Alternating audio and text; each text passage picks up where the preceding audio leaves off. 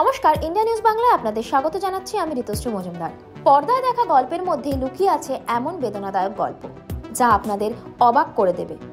এইবার একতা কাপুর নিয়ে আসছেন এমন একটি সিনেমা যার গল্প আপনাদের গুজবাম্পস দেওয়ার জন্য দাবি করবে। সম্প্রতি মুক্তি পেয়েছে লাভ, সেক্স আর ধোকা পার্ট 2 ছবির টিজার। এটা দেখে সবাই তাকিয়ে রয়েছে। এরপর যে বিষয়টি নিয়ে সবচেয়ে বেশি আলোচনা হয় তা হলো ছবির প্রধান চরিত্র। কিন্নর চরিত্রে অভিনয় করা অভিনেতা কে তা জানতে মরিয়া হয়ে ওঠে সবাই। এখন নির্মাতা নিজেই উত্তর দিয়েছেন। বালাজি মোশন পিকচার্সের পৃষ্ঠায় একটি ভিডিও শেয়ার করা হয়েছে যেখানে বলা হয়েছে ছবিতে কে প্রধান চরিত্রে অভিনয় করেছেন।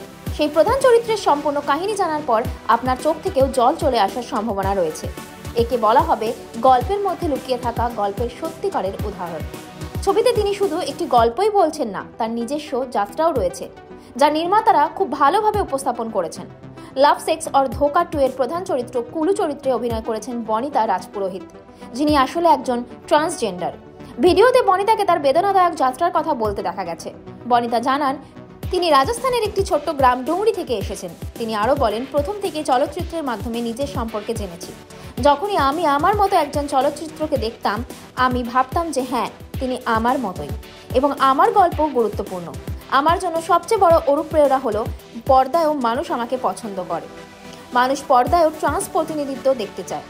আমি একটি ছোট প্রযোজনা সংস্থায় কাজ করতাম যেখানে আমার বেতন ছিল 10 থেকে 15,000-এর মধ্যে। সেই বেতন টিকে থাকাও কঠিন হয়ে পড়ে। ইন্ডিয়া নিউজ বাংলার সাথে যুক্ত থাকুন আর দেখতে থাকুন বিশেষ বিশেষ খবর।